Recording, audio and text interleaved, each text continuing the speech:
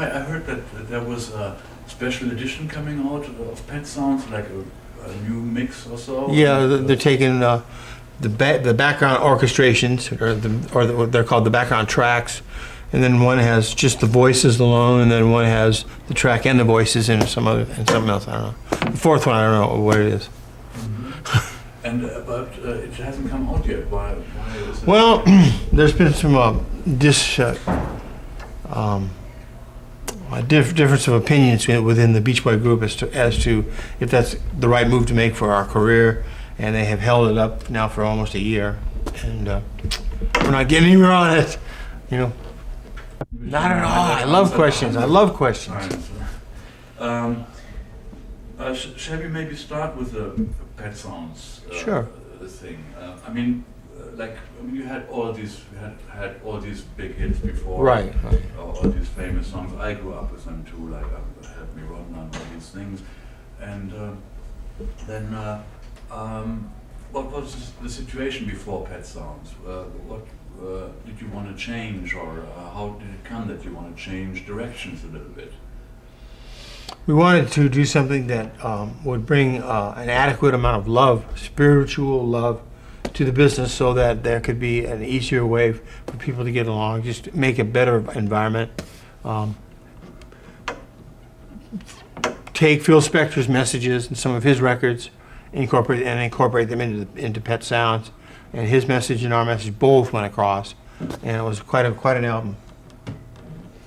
Could you say that more in detail, like what you liked about Phil Spector's His records? plays and productions? Yes. Well, his productions were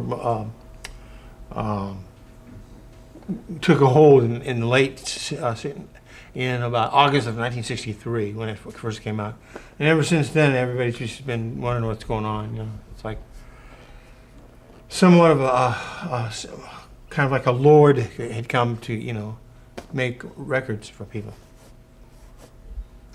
But there, I'm sure there were certain elements of production which you particularly liked. Yeah. What were they? Which ones of his? Yeah. Oh, Be My Baby, you mean? I don't mean the songs, but like production-wise, like the way he made the music. Was that Well, see, but he had the recording studio that he worked at had 2 echo chambers, and he used them both at once, and it gave him that extra drum beat with the echo, and the guitars and the pianos were swimming. Like it just made it all swim more, and made people sort of like go like this to his music. It's quite amazing music. Quite amazing. I think so. I heard that he used like 3 basses at the same time. Yeah, he used 3 basses, and he used two or 3 pianos, and he used, on one record called The Do Ron Ron, he used 2 drummers at once. Mm-hmm. And how far did you for yourself take that up, or how did you work on Pet Sounds, for instance? Well, yeah, I would tell the musicians that he had to tell me the secrets of echo, what musician would stand next to what, and I said, well, Phil told us not to tell anybody that, so I didn't get anywhere with that one.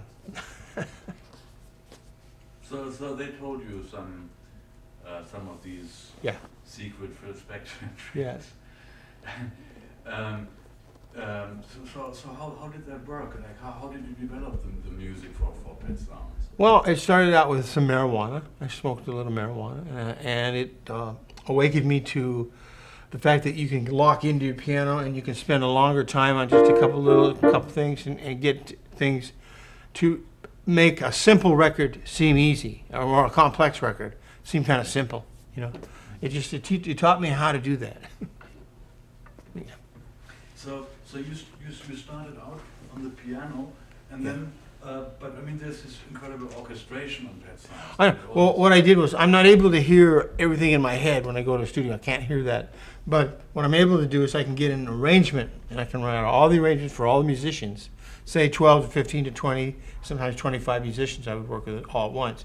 And they would get out there and they'd say, well, what's next? I said, well, here, take these chord sheets and we'll practice, we'll get this right, And then after about a half hour, I think we're ready to try to listen now to the horns, or just let me hear the basses all by themselves. How about just you, and then okay, you two, and then all three. Let's hear it all at once, and then by that time, okay, boys, we're ready to make a take. And so did you write all these Yeah, parts? I did. Yeah, I learned how. My friend of my dad's taught me how to do it when I was 19. He taught me about sharps and flats and naturals and different keys, and how to write. I can write in any key. And you were able to write like all the different instrumentations, the lines for like the sheets for all the different instruments. Right. Yeah, we write a sheet per instrument, and yeah, one sheet per instrument, or maybe two sheets depending on how long the song is. But in my case, I had mostly short songs, so they would get a shorter piece of paper. Mm-hmm. And I mean, just to get the idea, of the situation. For how long did that go? How long did you work on Pet Sounds? Well, Pet Sounds was more of what I would call an inspired album. It was not an album that we went in and we really tried to do good. We took our time. It took me 3 months in the studio to do it. It took me 3 months in the studio to do that, to get it done. 3 months. Most albums people do in a month. Back then, even 2 weeks they can do an album. But we decided to make every cut a very, very choice cut that could be a single. That was our theory. If we make all 12 cuts, or whatever, all 10 cuts, the way we feel, then the public is going to feel that too, and they'll want it. Intuitively. Maybe not, they might think, well, I think the Beach Boys make good records. Or I feel like the Beach Boys make good records.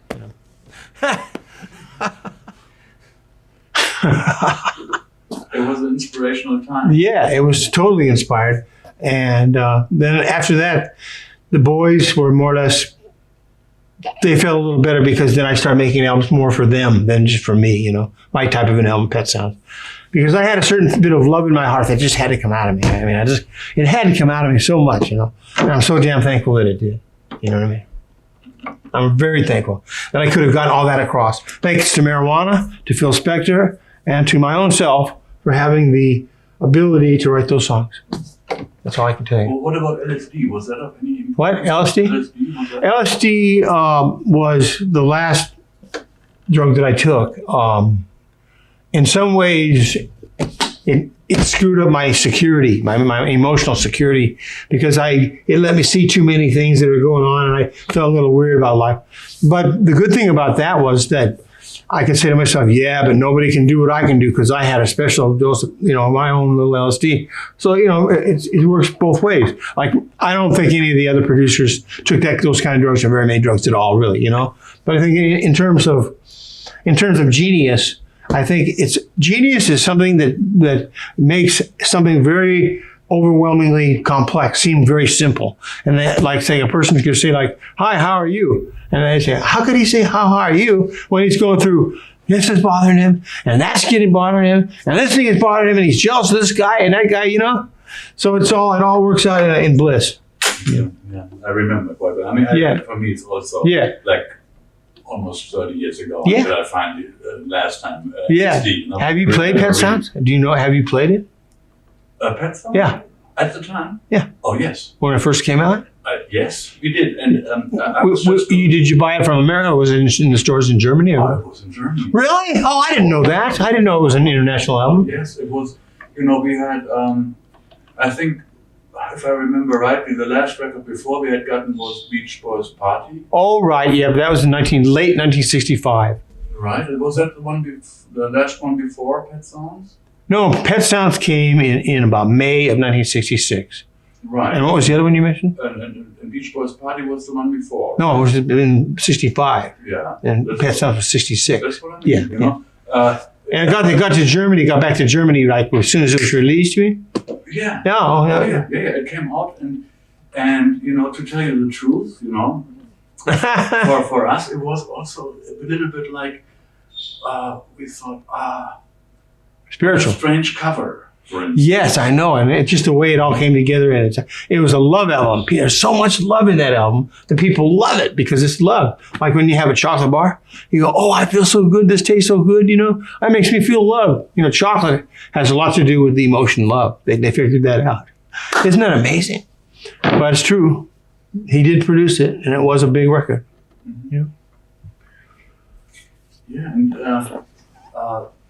I mean, it took me like 10 years to really discover, you know, the qualities of pet sounds. Yeah. It is like it wasn't. Well, I only had one echo chamber to do, but it did well, wonderful. And the musicians that I used, that Phil Spector had used also, those were his boys, his musicians.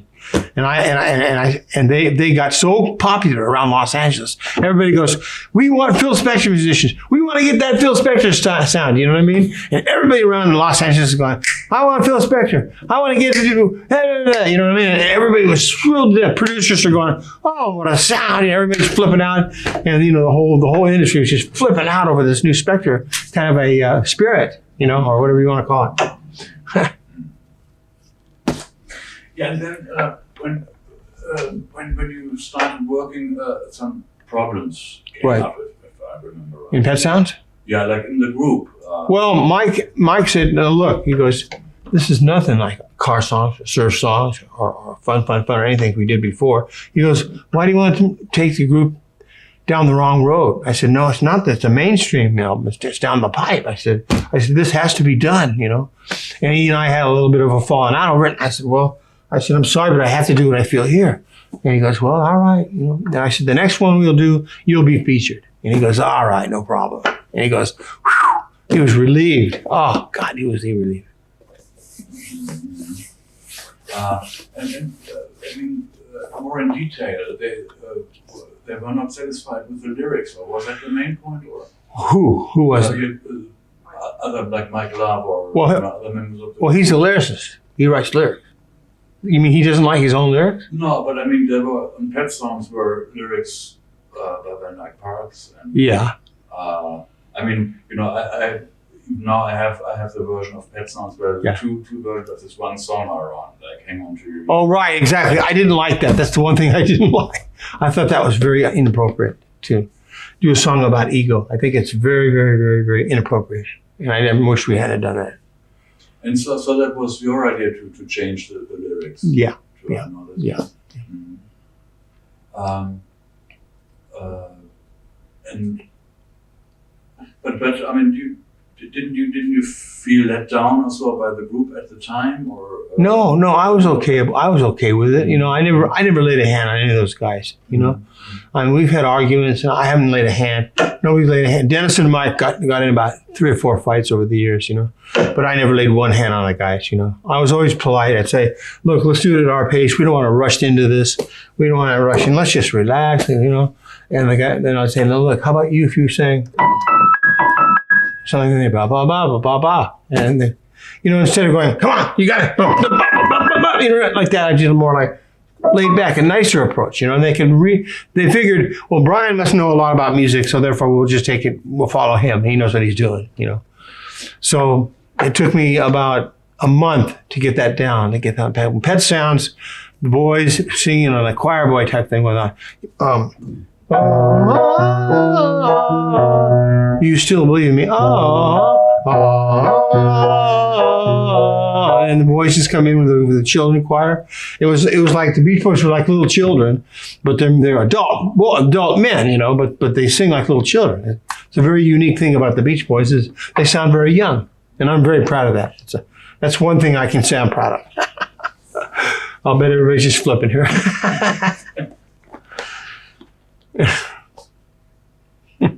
Right, and then you got it done. Yeah. And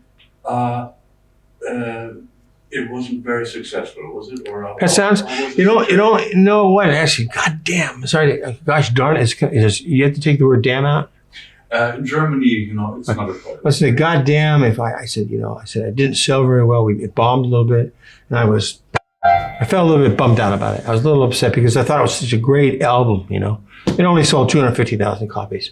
You know, but whatever. Yeah. Mm. Yeah. then you started working on the Smile project, right? Yeah. That was the big mystery of my whole life. I don't know. I don't even remember doing that. I don't remember where I was, and I don't remember who I worked with, musicians and all that. There were hardly any vocals on the Smile album. It's all background tracks. People asked me over the years, why didn't you release it? I said, because it sounds like too much of a departure of music for the Beach Boys. And they said, yeah, but people like changes. They like they want the new stuff, this new fad. I say, no. They won't like that, you know. So finally they put it on our box set, you know, which I think we're going to give you one. Did we get the box set, Laurie? Yeah. We have a box set of the Beach Boys? I don't know where one is. Can you send somebody to the tower real quick to get a box set? Just go on. Oh, okay. All right.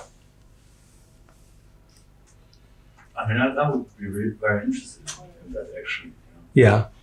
I mean, I have a bootleg, you know, of like maybe 20 fragments. Have you seen that one? No. It says Smile and it has this kind of French looking.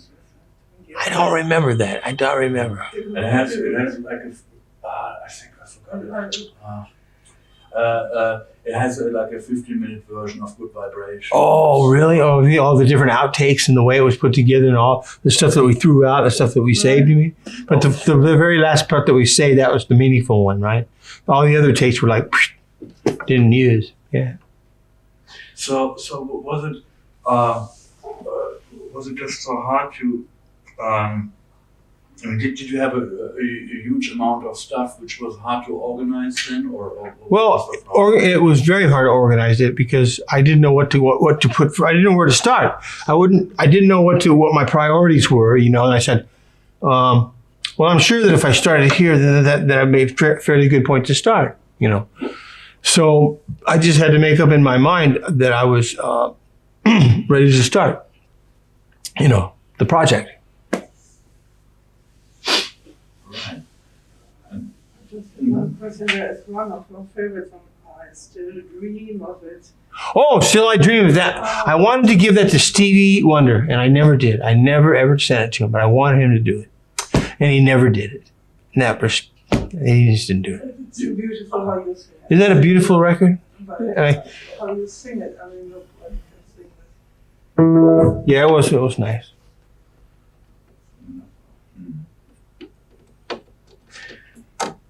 Anyway, go ahead. Yeah, and what happened then? It didn't really work. You had all these incredible fragments for Smile, but then it didn't come together. And then what happened?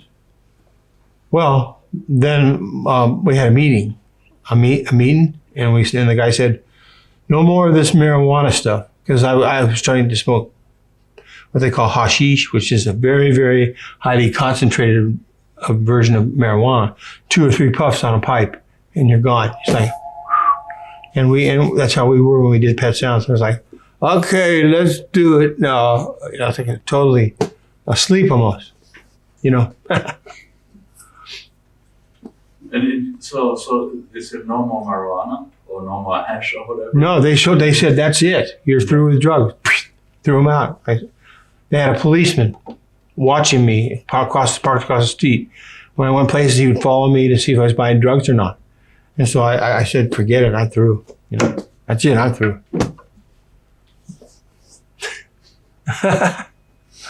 and then after your bed period started, is that right? Bed? Your bed period? Well, I went in bed for about a year, but off and on. But I had taken so many drugs that I didn't really know what was real or what wasn't real or what all those dilemmas people go through. You know, is it a dream? Is it the LSD experience? Is it just a Phil Spector record? Is it a 3 Dog Night experience? You know, it's hard to pin down just really what reality is. It's like because there's so many people that are advancing on beyond reality that it's becoming more of a fantasy almost. You know. That's how I see it for this moment.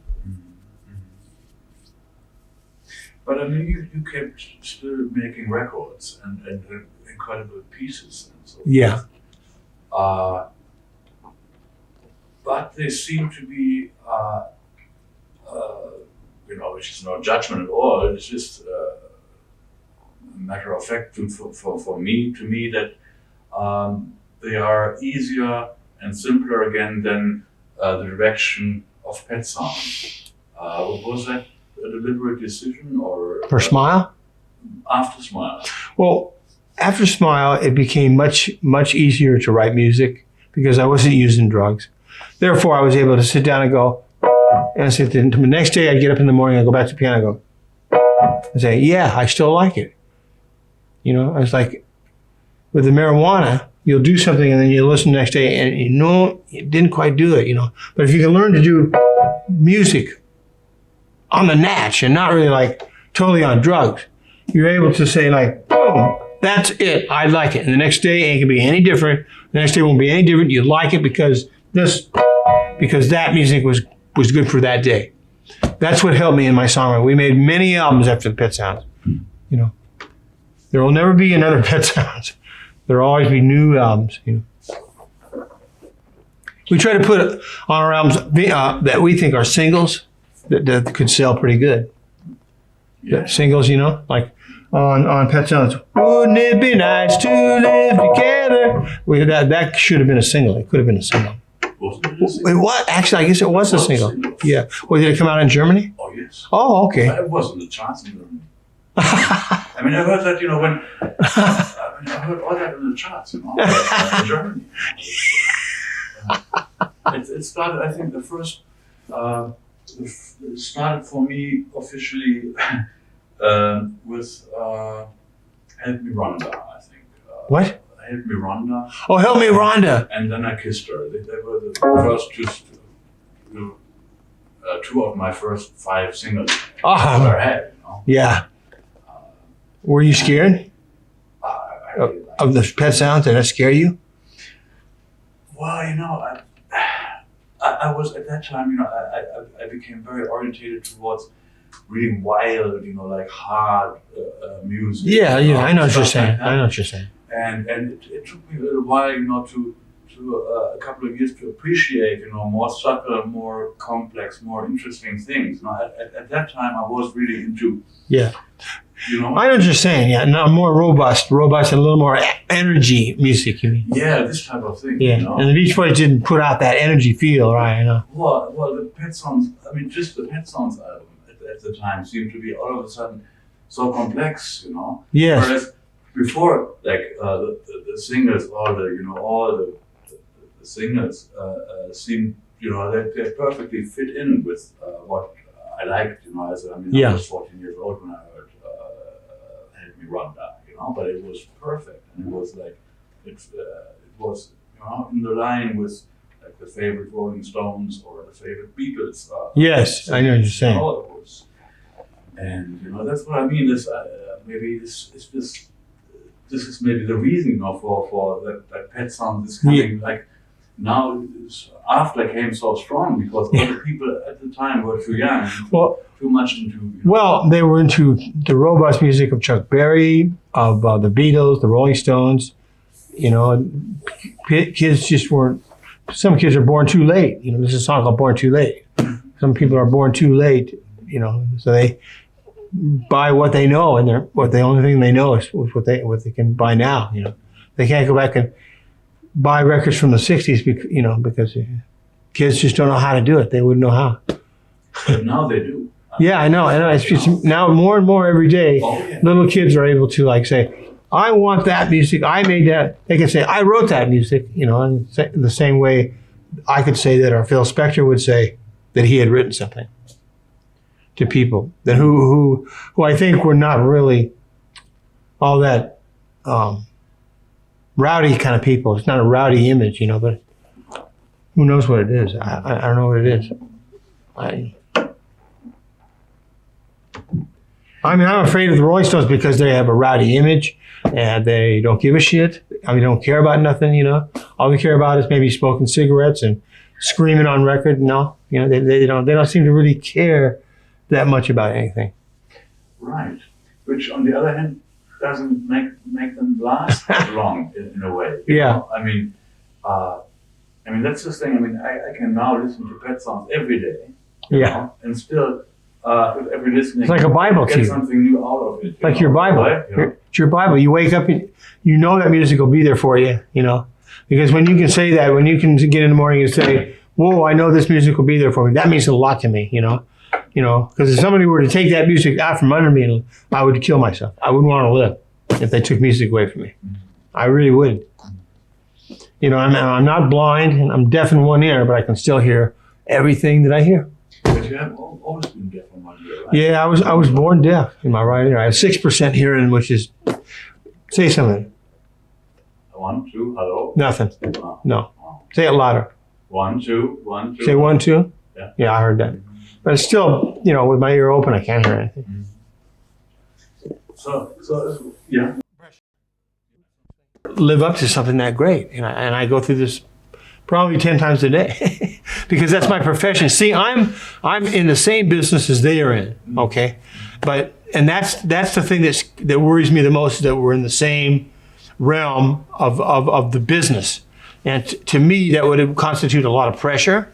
It constitutes a lot of competition that you're forced to do, you know, and it's like a trap, a competitive trap. So you got to do it. See, if you don't, they call you an asshole. If you don't participate, you're an asshole. And if you do participate too much, you're an asshole too, you know? So who's wrong and who's right, you know? Well, I mean, I think all these people you mentioned, maybe I don't know about Phil Spector, I mean, but everybody else would agree that, you know, I think they're all huge fans of your work. And Thank you. Did you hear Good Vibrations? About 500,000 times, maybe. Really? Yeah, I heard. We heard it last night. We heard it the last time. Before, you know. Yeah, that was the extended version on the. Oh, I see. Okay. Well, I heard it. You know, when I was young, when it came out, I heard it all the time. You know? It was scary. It was huge Well, in Germany. it was like, I'm picking up. It had that thing in the cello. Kind of gives you that eerie feeling in the gut. You know? And I very much like the Theremin. Yeah, and the Theremin was played by a guy named Paul Tanner, and he had his little, it was about that long, and about that wide, and he had a band that ran across notes, like it said A, B, C, D, E, F, G, sharp, and all those notes, and he took his finger and he goes, instead of going, see, a Theremin is not, a Theremin is like, goes to gradual, like a siren, you know? So it's not, it isn't a half-step instrument. So therefore it gave it that eerie, like, whoa, you know, like scary stuff that I don't like to listen to. As a matter of fact, I would go out of my way not to hear Good Vibrations. I would go anywhere but to hear something that scary. You know, I just, you know. I always found it really wonderful. Yeah. It's I mean, it's in a way, to me, it's like the ancestor of the Moog sound, right? The Moog? The Moog sound. Oh. Yeah, exactly. And I very much like that. I know what you're saying. You know, it's like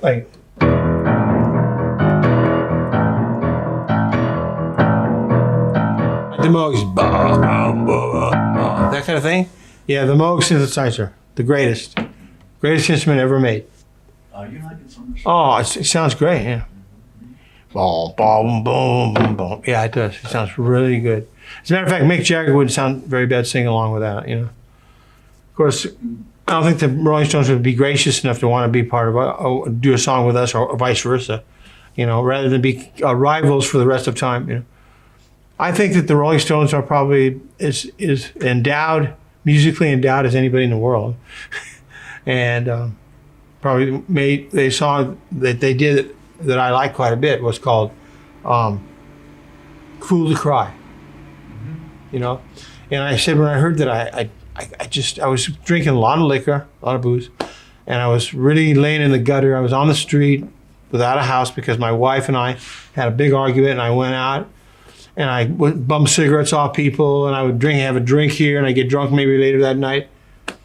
And then I heard Fool to Cry on a jukebox in San Diego, and I started crying, and I said, that's what I needed. I just needed that, you know, and they saved me. They saved my very brain. You know, so I'll never forget that, you know. I'll always remember that. you know, when you What song was this? Do I know it? fool to crime. You know, when you talk about competition, I remember having heard that at the time that there was this, that you felt this competition between, like that the Beatles had come up with Rubber Soul and Revolver. And then we did Pet Sounds. And yeah, can you tell a bit about that? Well, what happened was we made. I listened to Rubber Soul, and I said, how could they possibly make an album where the songs all sounded like they came from the same place? And I couldn't deal with it. It blew my mind, and I said, damn it, I've got to do that. I've got to try that with the boys, you know. So at the time I was indulging in marijuana, and I got to the piano, and I said, God damn it, let's get going here. Let's write a great goddamn album. And I had my friend Tony Asher come over. We'd grind out the lyrics together. He'd go, oh, hey, I'm on today. And he'd give me the lyrics. I say, oh, I know perfectly well you're not where you should be. You know, we had the thing was so spontaneous. Nothing stopped us. We kept going. We'd take a coffee break. We'd come back. Nobody or anybody tried to stop the project. No burglars ran in the house with guns and shot us, you know. And we had total privacy to create Pet Sounds. And when those kind of things come along, you know, you don't take it lightly. You do your best. You know, you get in there and you give it your best game. I think with Mike and Carl, I think if they can keep a strong, you know, a vocal thing and you know, and a strong front, I think the boys and I are going to have a victory. I think we're going to win tonight. You know. And then you made Pet Sounds, and then Sergeant Pepper. Sergeant Pepper. See, Paul McCartney told me that he liked Pet Sounds more than anything, and I said, "Oh, great, Paul, how could you? I'm so thrilled, you know." And he goes and he makes Sergeant Pepper, which I said we could never do that, you know, because he's so much better at songwriting than we are. He's so bit more, what you would call competitive, I guess. Yeah, he's competitive little spark plug. That little guy gets in there and competes. You know, he really does. I mean, it's really not necessary, I find, you know, I mean, but anyway, I mean, that's kind of interesting. That the boys wouldn't actually be into something like that, huh? Mm-hmm. Yeah, well, you'd be surprised that's what goes on in the business, you know, and, you know, depending on how far your mind is into the music would allow, would then there be about this percentage of your mind you can devote to sex or something else, you know. It's just a relative thing, you know, it's all relative, you know. I mean, 10 seconds of my kind of sex might be a year of everybody else's, or, you know, any way you can look at that, you know, I think would be okay. Be okay. We're going. No, you wanted me to ask you a question. Who you like? Yeah. Mm-hmm. Mm-hmm. Go ahead. We'll start now. Yeah. Who do you like? Who do I like? Mm-hmm. I like the current interview that we're doing. I like Laurie. I like the Beatles. I love the Rolling Stones, you know, but I'm scared of them.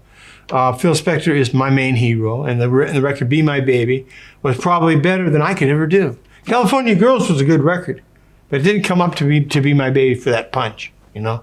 But see, I'll tell you the difference. See, with the like, but East Coast girls are hip. I really dig those styles they wear, and then "Be My Baby" was like,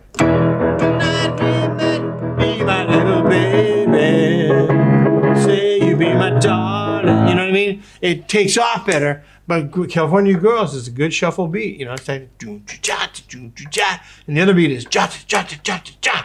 So most of your records are either ja ja or ja ja ja ja. You know what I mean? Yeah. Which to me is just two possibilities, you know. Right. Both have a. You have to figure out what you like better. That's the whole thing. Do you? I mean, really? I mean, yeah, everybody does. People all over the place know about those things. But you know, as far as I know, not that many people really give a shit about what that is all about. But I do, because it happens to involve my song, and I feel personally responsible to try to live up to my name and to try to compete with other people on a good level rather than try to be an asshole about it, you know. And even if nobody cared about that, the shuffle beat, the cheat, the boogie, like.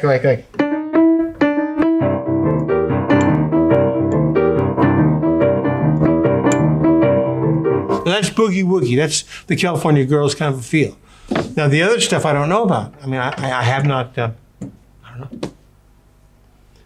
I think it's just great that all these things can exist at the same time, you know, or Yeah, for me, I mean, I love Phil Spector too, you know. Yeah. But, for me, that was just great that after he stopped making records for silly reasons. I mean, Well, he got divorced from Ronnie. See, Ronnie sang all his songs, you know, and he was envious of Ronnie, so he threw her out in the streets.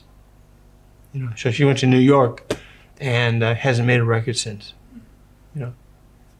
And I guess he was very. I mean, you shouldn't talk about Phil Spector too much, but I mean, he was disappointed about the not so big success of River Deep Mountain High. Well, no, in England it did fine. It did No, fine. in Germany, I mean, for us. Did it do well there? Yeah. It went to number 75 on the American charts. Not very high up. Well, But I some mean, don't get up that high, you know.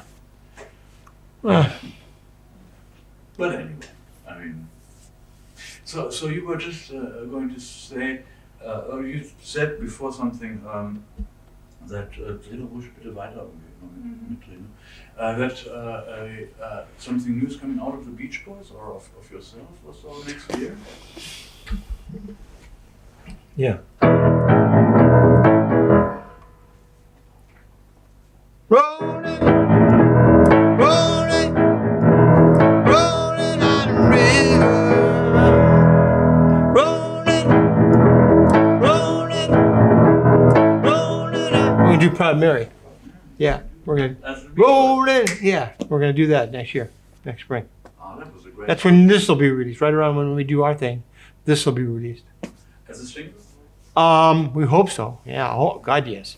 I think it's very much more of a single than "Be My Baby." The records that Phil made are nowhere near as much as the Beach Boys. Beach Boys much better records. And but no album or. Yeah, that's what we're gonna call the album. Proud Mary with Proud Mary as a featured song, and then we've got things like Happy Days are here again. The sky is blue and clear again. Everybody I talk to says Brian, you're looking cool. You know, it's like happy days are here again. The sun's shining again. We've all been through it. It's one of those happy kind of songs. You know what I mean? That's just a part of it. I'm just, you know, I don't mind. These won't get bootlegged, will they? You don't let the bootleggers get this. Please, please. If you do, you're going to ruin the whole trip. Our trip. You promise you won't? Because, you know, if you do, you're going to ruin the Beach Boys' career. Because this, how can I explain it to you? My second solo album got bootlegged. We lost it. Which one? It was called Sweet Insanity. And I did 12 really good cuts on it. And I was so proud of myself. And all of a sudden I hear, someone got a hold of the tapes and now it's being bootlegged. And I went, oh God, all that for nothing? Yeah. Oh well. So we're just going to go on to greener pastures. I think we can do what we did with it, Sweet Insanity, and then carry it a step farther, get a little bit more out of it, you know. And hopefully there won't be any fights involved over it, you know what I mean? That's all. I mean, the Rolling Stones I love. I think that Mick Jagger is probably better at yelling than anybody else. He's more exciting. The Rolling Stones have a more exciting thing going for them. They ought to be proud of themselves to be that exciting. You know what I mean? Yeah, I mean, just in my Right. hit parade. Right. They're not that high ranking. No? I mean, they're still. I mean, they're very good and stuff. But I mean, I'm much more in favor of the Beach Boys and. Well, the whole work and the whole. So. I appreciate that very much. That I can really appreciate. So when you pick off where you left off, where did we leave off before you asked me who I like? You want to go back to the... Right, yeah, I wanted to go back to the old things a little bit. And Turn back the clock, you mean? not really, but just, I mean, trying to remember, the old songs about cars and surfing and so forth. I mean, I think you were never that much of a surfer, right? I tried it, and I couldn't do it. I kept trying, and they said, look, keep trying until you get it. And I said, I'll try. And I kept trying, and I couldn't do it. I could not learn to surf. Couldn't do it. But you still liked the issue in the songs. How came it about that you had always these songs about surfing, cars, and birds and so forth? Was that just the idea that other people could be interested in it, or what was your relation to these? Well, we knew that cars were, everybody likes race cars. People like cars, and the different types of cars. You got your Fords, you got your Cadillacs. I mean, just the car songs themselves were very good. The Beach Boys did an album with 12 country stars. Gloria, who are some of them? Don't worry, baby. I can hear music. Wait, no, the artist. Lori Morgan. Lori Morgan did Don't Worry Baby. Willie Nelson, you know him? He did The Warmth of the Sun, or the Beach Boys' old song. We did a whole album with country stars, and the Beach Boys backed him up vocally. And the thing didn't sell diddly womp, didn't sell anything.